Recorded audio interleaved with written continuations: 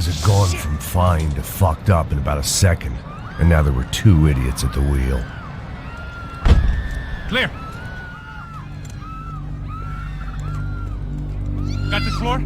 Sure. All right, look after yourself, bro. Stay safe. It wasn't my own safety I was concerned about, trophy wife or not. I'd said I would protect the girl. I hoped I hadn't lost my edge, along with everything else.